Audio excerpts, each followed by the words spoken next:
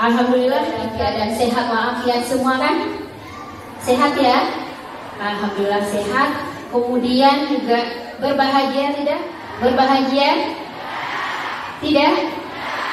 Kenapa? Kenapa? Tidak dapat kebahagiaan pagi ini? Nah, sayang sekali. Nah, kebahagiaan itu bukan didapat tapi diciptakan. Jadi kok kebahagiaan itu tergantung dari dalam diri kita sendiri. Kebahagiaan itu pilihan, mau bahagia atau tidak. Pertanyaan itu, Anda mau bahagia? Nah, yuk kita sama-sama berbahagia pada hari ini. Mau ya? Nah, alhamdulillah kemudian juga kita tidak lupa senantiasa bersalawat untuk junjungan kita Nabi besar Muhammad sallallahu alaihi wasallam. Allahumma shalli ala Muhammad wa ala ali Muhammad.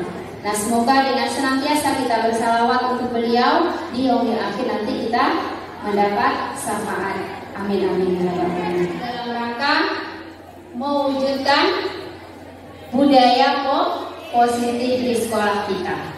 Ya, jadi yang akan kita lakukan lebih kurang 3 hari ini nanti adalah dalam rangka mewujudkan budaya positif. Nah, sekarang ibu tanya, kira-kira budaya positif itu apa? Ya, nah Nanda, secara umum budaya positif itu akan tercipta jika kita semua bisa menanamkan nilai-nilai kebajikan. Ya, kalau nilai-nilai kebajikan paham ya? Pemasaran hebat, ya kan? Nah, pasti seperti itu mimpinya ya. Nah, bagaimana kita bisa ya? Setelah kita tahu atau kita punya mimpi, bagaimana selanjutnya? Mulai dari diri, maksudnya persiapkan diri masing-masing. Kemudian dari sekarang nggak nunggu nak, dari sekarang harus disiplin. Kemudian merdeka. Apa maksud sendiri? Bakat kita sendiri dan potensi atau kekuatan yang ada dalam diri kita sendiri. Kemudian apa lagi? Berkolaborasi. Penting tidak kolaborasi? Penting tidak? Ananda bisa hidup sendiri tidak? Tidak kan? Saat ini setidaknya kita perlu siapa saja? Perlu siapa saja? Perlu orang tua. Perlu siapa lagi? Perlu guru tidak? Perlu teman tidak? Ya, jadi kolaborasi itu adalah satu hal yang penting. Duit ya. Kemudian apa lagi? Kemandirian. Kemudian harus bisa berpikir kritis. Nah, kemudian apa lagi ini yang terpenting? Bisa berinovasi. Jangan nyontek orang saja, ya. Nah, siapa yang suka nyontek?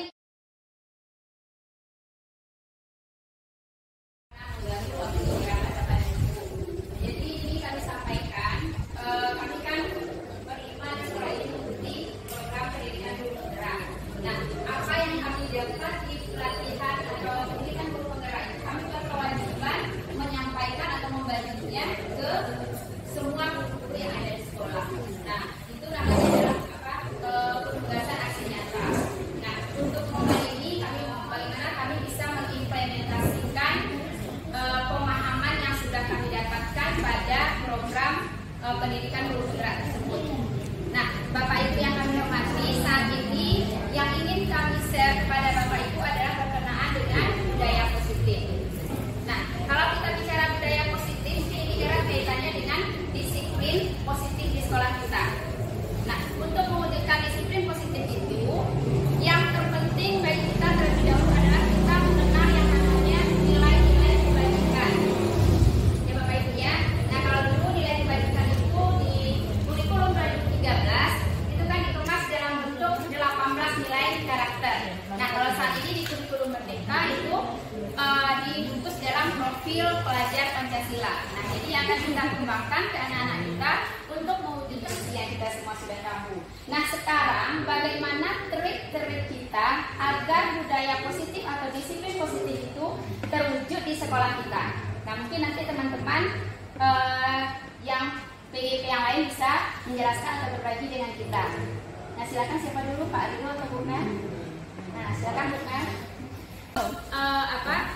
Untuk membuat peraturan kelas atau keyakinan kelas itu kita hindari kata-kata negatif. Hukuman. Ya, seperti yang Pak Agus bilang tadi, siswa tidak boleh berambut gondrong. Yang kita pakai tidak boleh, artinya siswa berpenampilan rapi atau berambut yang rapi. Seperti itu kita hindari kata-kata negatif. Jadi untuk budaya positif ini memang dianjurkan kita untuk membuat keyakinan kelas atau peraturan kelas itu dalam kata-kata atau kalimat yang positif. Nah, yang kata-kata negatif kita hindari. Jadi hukuman dan sanksi tidak dikasih. Ada, kita nanti mungkin Pak Rida bisa jelaskan apa itu yang dimaksud dengan hukuman, apa itu konsekuensi, apa itu restitusi. Nanti itu materinya akan dicampur sama Pak Rida. Yang ditanyakan Pak Aldo, bagaimana kita memproses siswa? Apakah dalam penegakan disiplin itu kita boleh menghukum siswa? Nah, Bapak Ibu, untuk penegakan disiplin kita harus menghindari yang namanya hukuman. Ya, nah dalam penegakan budaya positif itu ada 3 bentuk yang biasa kita lakukan, ada hukuman, ada konsekuensi, ada restitusi. Nah, kalau hukuman itu sifatnya membuat siswa tidak nyaman atau bahkan dendam kepada kita. Nah, jadi makanya hukuman itu dianjurkan untuk tidak dilakukan. Kemudian ada konsekuensi. Konsekuensi itu adalah sesuatu kesepakatan. Misalnya kita buat keyakinan kelas seperti ini. Setiap jam pelajaran siswa masuk kelas tepat waktu. Misalnya contoh keyakinan. Nanti kita buat konsekuensi. Kalau misalnya ada yang terlambat masuk kelas, nah apa konsekuensinya? Nah, itu kita sepakati kalau Bapak dan Ibu. Nah, kemudian ada restitusi. Nah, yang dianjurkan itu adalah kita melakukan restitusi. Restitusi itu ini kita kenal dengan segitiga restitusi ya. Ada 3 langkah. Nah, maksud restitusi itu adalah memproses siswa. Bagaimana siswa yang melakukan kesalahan atau melanggar keyakinan kelas itu bisa dia menyadari sendiri dan bisa kembali ke kelompoknya dalam karakter yang sudah membaik atau lebih kuat. Nah, langkah-langkahnya yang pertama, yang kedua memvalidasi tindakan yang salah, dan yang ketiga menanyakan keyakinan. Nah, bagaimana kita memproses siswa dengan 3 langkah itu? Yang 3 langkah itu boleh tidak berurutan. Nah, kalau misalnya kita untuk menstabilkan identitas, misalnya kita memanggil siswa, nah baiknya kita jangan proses di kelas itu. Kalau kita melakukan proses, melakukan restitusi di kelas, maka waktu kita mengajar itu akan habis oleh kita memproses siswa tadi, dan siswa lain yang berhak mendapatkan pembelajaran saat itu hak untuk belajarnya terganggu. Nah, makanya sebaiknya kita panggil aja, kita buat misalnya nanti setelah jam ibu temu ibu di kantor ya. Nah, nanti siswa itu akan datang ke kita, dia Anda tahu nggak kenapa ibu panggil ke sini? Nah, maka dia akan bilang, oh ya Bu, saya melanggar keyakinan kelas kita, misalnya kan. Nah, di saat itu kita tidak menjustis siswa itu dengan kesalahannya, tapi kita semua orang pasti akan melakukan kesalahan. Yang namanya manusia pasti punya kecenderungan untuk berbuat salah.